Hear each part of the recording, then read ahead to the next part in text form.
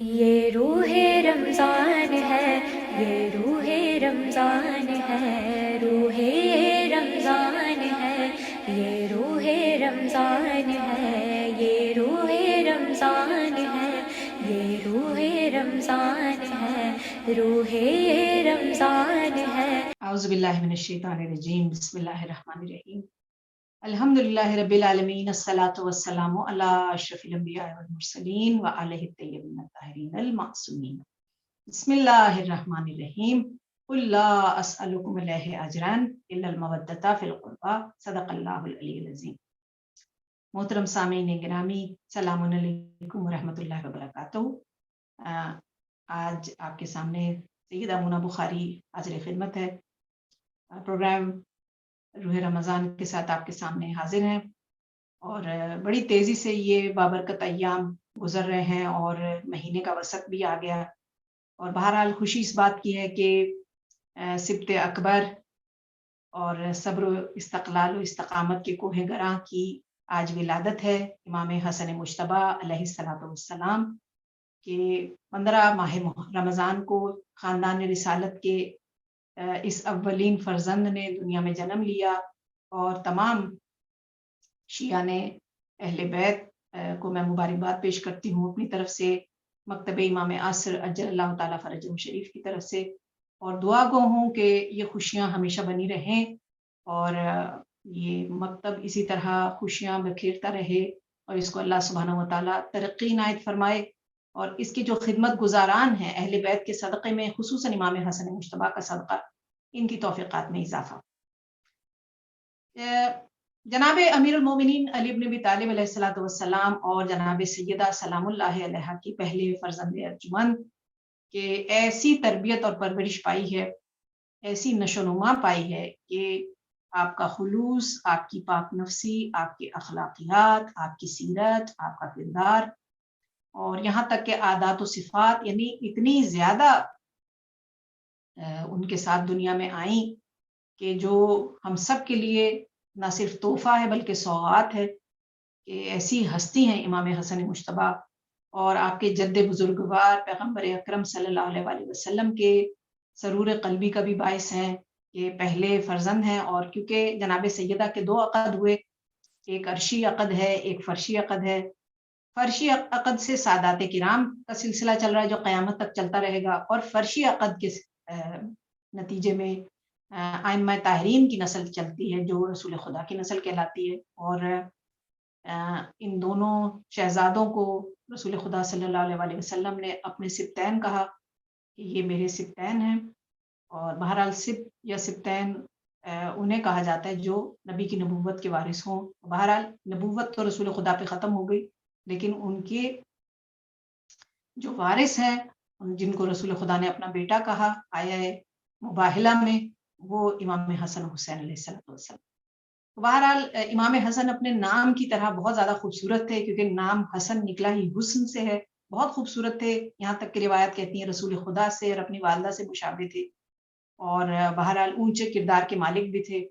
3 مرتبہ امام حسن مجتبی نے اپنی تمام ملکیت، اپنی تمام جائیداد مساکین میں تقسیم کر دی، اور پھر اپنی 2 مرتبہ پوری ملکیت جو ہے وہ راہ خدا میں بھی حاجت مندوں میں تقسیم کر دی۔ تو 5 مرتبہ مولا نے اپنی کل جتنی بھی ملکیت تھی وہ راہ خدا میں دی، اور اپنی پوری زندگی میں مولا امام حسن نے 25 مرتبہ پیادہ حج کیے، جبکہ سواری کے جانور بھی موجود ہوتے تھے ساتھ میں، غلام بھی ہیں، وہ کہتے تھے کہ مولا آپ سوار ہو جائیے، تو مولا کہتے تھے نہیں تم تھک جاؤ کہ تم بیٹھ جاؤ، میں جو ہے وہ پیدل حج کروں گا تاکہ پورے پروردگار کی بارگاہ میں خشوع و خضوع کے ساتھ زیادہ سے زیادہ اجر و ثواب کو مستحق ہوں۔ یعنی ائمہ طاہرین نے خود سے کر کے بتایا ہے، وہ چاہتے تو بیٹھ سکتے تھے سواری پہ، اتنا ضروری نہیں تھا، لیکن اللہ سبحانہ و تعالیٰ کا قرب کس طرح سے حاصل کیا جاتا ہے انہوں نے ہمیں سمجھایا۔ اور یہاں تک کہ ہم جانتے ہیں کہ امام حسن مجتبی جو ہے کوئی ایک مرد شجاع بھی ہے، اور کہ جنگ صفین میں اور تمام دوسرے میدانوں کارزاروں میں مولا نے اپنے جوہر بھی دکھائے کہ مولا علی علیہ السلام سے کہتے تھے بابا آپ کی اجازت ہے میں حملہ کروں، تو مولا کہتے تھے بالکل۔ یہاں تک کہ جو ہم نے تاریخ میں سنا ہے نا کہ تمام بنی ہاشم کے جو جوان تھے حضرت عباس کے شاگرد تھے، مولا عباس نے سب کو जंग के रमूज सिखाए, तीर अंदाजी, तलवार चलाना, घुड़सवारी, तमाम रमूज। और खुद हजरत अब्बास अलैहिस्सलाम शागिर्द थे हजरत इमाम हसन मुश्तबा। तो बहरहाल बहुत ही प्यारा अंदाज था इमाम हसन मुश्तबा, क्या कहने। ये जनाब सैयदा फरमाती हैं बचपने में मौला हसन की आदत होती थी कि जब अपने नाना का खुतबा सुन के आते थे मस्जिद नबी में, क्योंकि बीबी के घर का दरवाज़ा मुस्तकीमन बहरहाल घर जुड़ा हुआ था साथ ही मस्जिद नबी के, तो दरवाज़ा खुलता ही मस्जिद के सहन में था। तो इमाम हसन मुश्तबा 1 डेढ़ बरस के हैं और मस्जिद से जब सुन के आते थे नाना ने क्या बताया, तो आके अम्मा को तकियों का मिंबर बना के उस पे बैठ के बिल्कुल मिनोअन जिस तरह से रसूल खुदा बयान करते वैसे ही सारा खुतबा सुनाया करते थे। तो बीवी बहुत निहाल हो जाती थी, बहुत खुश होती थी कि इतने छोटे से हैं और इतने प्यारे अंदाज से।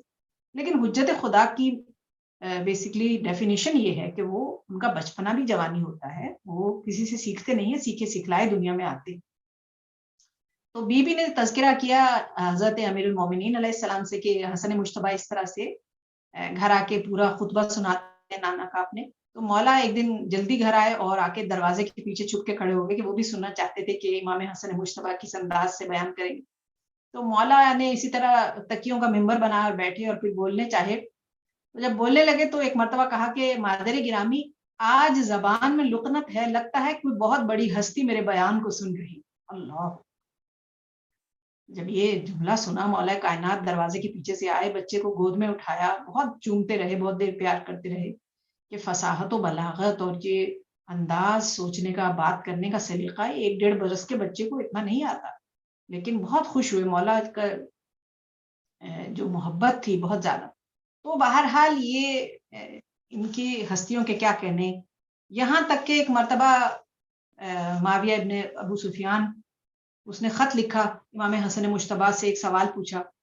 तो उसने कहा कि हसन मुश्तबा हर सवाल का जवाब आप कुरान से बताते हैं, तो ये भी कुरान से बताइए। और सवाल ये था कि हम जो उमवी हैं, हमारी दाढ़ियाँ घनी नहीं होती और आप हाशमियों की दाढ़ियाँ जो है वो घनी होती हैं।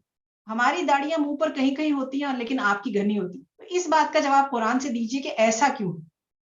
तो इमाम हसन मुश्तबा ने फौरन कातिब से कहा कि कागज़ उठा और जवाब लिख। इसीलिए कि हुज्जत खुदा वो होते हैं कि जो ना सोचते हैं, ना वक़्त लेते हैं, जैसे सवाल आता है वैसे ही जवाब देते हैं। तो मौला ने कातिब से कहा कि कलम उठा और लिख कि कुरान मजीद में क्या इरशाद हो रहा है। फिर जुमला फरमाया, वला खरजुल अर्ज़ तय्यबा वला फसदुल अर्ज़ुल खबीसा, कि और तुम्हारा परवरदिगार पाक ज़मीनों से पाक फसलें निकालता है और खबीस ज़मीनों से खबीस। अल्लाहु अकबर! यानी इल्म में भी बुलंद हैं, शुजाअत में भी बुलंद हैं, हिकमत में भी बुलंद। हसन मुश्तबा ने इस तरह से जवाब दिया तो बर्दाश्त नहीं हो सका। यहाँ तक कि मौला की बसीरत का अगर तज़किरा आ ही गया है तो एक वाक़या और ज़हन में आया है कि इल्म मौला का क्या था कि एक मर्तबा हसन मुश्तबा जो हैं वो एक खजूरों के बाग के बाग में खड़े हुए थे। तो वहाँ से जब फ़िरौन शाम का गुज़र हुआ, लश्कर के साथ अपने जो है वहाँ से गुज़र रहा था, जा रहा था। तो उसने जब देखा कि इमाम हसन मुश्तबा इस तरह बाग में तन्हा खड़े हैं, तो इमाम के करीब आकर कहा, हसन मुश्तबा, आपके बाबा ने सलूनी का दावा किया था, क्या आप भी वो दावा करते हैं? तो इमाम ने फरमाया, बदबख्त, तुझे ये नहीं पता कि हमारे चेहरे बदलते हैं लेकिन दावे नहीं बदलते। अल्लाह! दावा जो पहले वाले का होता है ना, वही आखिरी का होता है। तो कहा कि अगर आप भी दावा करते हैं, तो क्या वैसे ही सवालों के जवाब दे सकते हैं जैसे अली मुर्तज़ा दिया करते? मौला ने फरमाया, हाँ। एक मर्तबा उसने कहा कि क्या सवाल पूछूं?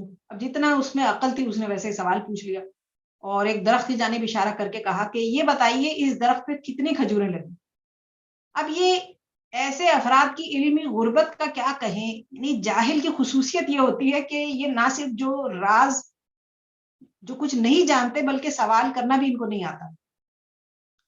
अगर चाहता तो आसमानों के राज पूछ सकता था, काश तस्खीर कायनात के राज पूछ लेता, कोई ज़मीनों के रास्ते, कोई आसमानों के रास्ते पूछ लेता, लेकिन इसने सवाल भी अपनी तबीयत का किया, बिल्कुल जाहिलाना।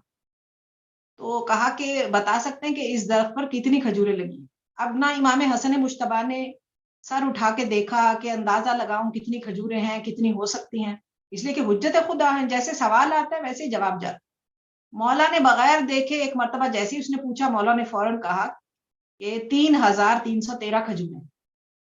बस अब इसको मौका मिल गया, क्योंकि ये तो हमेशा चाहते थे माज़अल्लाह कि अहले बैत को नीचा दिखाएँ, लेकिन जिसे अल्लाह ने बुलंद किया, کہ اللہ چاہتا ہے کہ حق کبھی جھکنے نہ پائے، تو اس نے فوراً اپنے لشکر سے کہا کہ درخت پہ چڑھ جائیں اور ساری ایک ایک کھجور اتار کے لے کر آئیں۔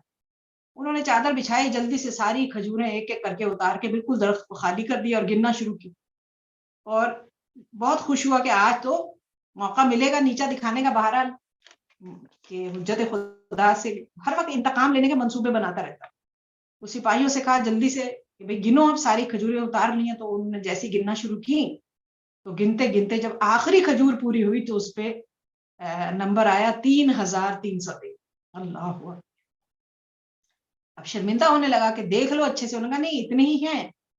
تو جب بہت شرمندہ ہوا اور مان گیا اور چلنے لگا تو کہا اے حسن مجتبیٰ، آپ کے بابا تو علم غیب جانتے تھے، لگتا ہے آپ بھی علم غیب جانتے ہیں اور آپ نے علم غیب سے ہی بتایا ہے کہ یہ یہاں پہ کتنی کھجوریں لگی۔ تو اس کا مطلب ہے کہ یہ جو ہاشمی ہیں یہ علم غیب سے بتاتے ہیں، ان کو اس طرح سے اندازہ لگانے کی ضرورت نہیں ہوتی۔ جب کہہ کے آگے بڑھا اپنی طرف سے بہت جملہ کس کے، تو مولا نے آواز دی کہ رک جا، میرا جواب بھی سن کے جا۔ کہا کہ میں نے غیب سے نہیں کیا، میں یعنی غیب کا علم ہمارے پاس ہے لیکن ابھی میں نے غیب سے نہیں بتایا تھا، میں نے کہا یہ جیسے جملہ کہا کہ یہ 3313 ہیں اور وہ اتنی ہی ہو گئیں، یعنی صاحب کن کو حسن مجتبیٰ کہتے ہیں، یعنی جو کہہ دے تو بات پوری ہو جاتی ہے، کہ اگر کھجوروں کا جتنا بتایا اتنا ہی ہوا۔ تو کیا کہنے ان ہستیوں کے، اور کوشش ہماری یہ ہوتی ہے کہ جن کی ولادت آئے، کیونکہ ہم ولادت جو ہے وہ اس طرح انگریزوں کی طرح سالگرہ نہیں مناتے ہیں کہ کیک کاٹا جائے اور تالیاں بجا بجا کے اس طرح سے خوشیاں منائی جائیں۔ بہرحال جشن کا منانا اور ان کے دن کا تذکرہ کرنا، ان کے اقوال، ان کے فضائل کا ذکر کرنا، تذکر کرنا، یہ بہت ضروری ہے تاکہ ہماری نسلوں کو پتہ چلے کہ یہ ہستیاں کون تھیں۔ لیکن اصل جو ضرورت ہے وہ ریمائنڈر ہے ہمارے لیے کہ ان افراد نے کیسی سیرت، کیسے اخلاقیات، کیسے کردار کو ہمارے درمیان چھوڑا، کہ صرف ان کی شان کا ماننا ضروری نہیں ہے، فرمان کو بھی ماننا بہت ضروری ہے۔ اس لیے کہ جو رسول خدا کو دیکھ رہے تھے، ان کی زیارت کر رہے تھے، ان میں ابو جہل، ابو لہب افراد بھی تھے، ابو سفیان جیسے افراد تھے، لیکن زیارت کافی نہیں تھی، ان کے فرمان کو نہیں مانا، یہ زیادہ ضروری ہے۔ علی مرتضیٰ کے سامنے، ممبر سلونی کے سامنے جو افراد مسجد کوفہ میں بیٹھتے تھے، تو مولا کے جملے ہیں کہ تم صرف میری شان کو مانتے ہو، جب میں کوئی جملہ کہتے ہوں تو لبیک کہتے ہو، اللہ اکبر، الحمدللہ، ماشاء اللہ کے نعرے لگاتے ہو، لیکن جب میں کسی بات کو کرنے کے لیے کہتا ہوں تو تم عمل نہیں کرتے۔ تو عمل کرنا بہن بھائیوں سے میں درخواست کروں گی سب سے زیادہ ضروری۔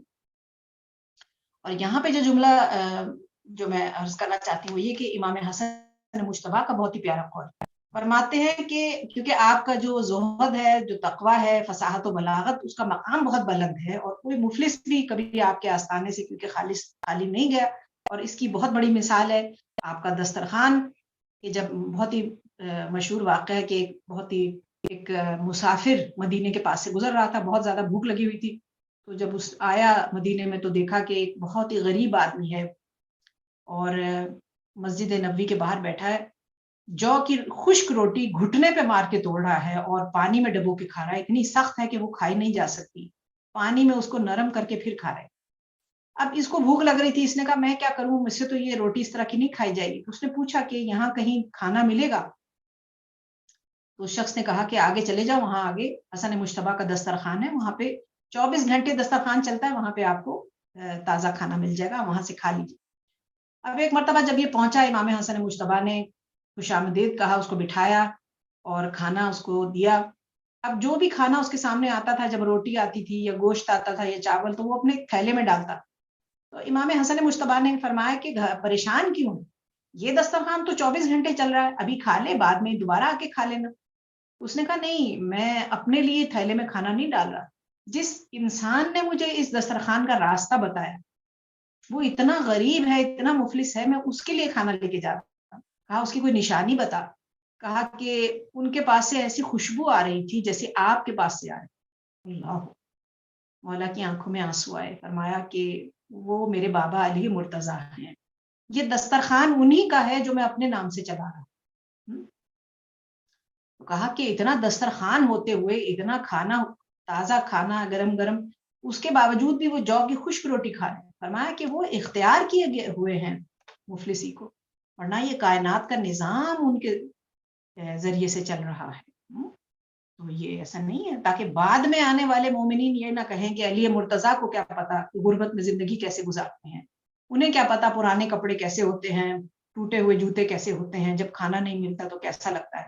مولا فرماتے ہیں ہم چاہتے تو معجزے سے زندگی گزار سکتے تھے، آسمانوں سے ہمارے لیے چیزیں نازل ہو جاتی، لیکن ہم نے مفلسی میں زندگی گزاری تاکہ بعد میں آنے والے افراد یہ نہ کہہ سکیں کہ مولا کو کیا پتا. تو بہرحال جو قربانیاں دی ہیں اہل بیت اطہار علیہ السلام میں بے مثال ہیں.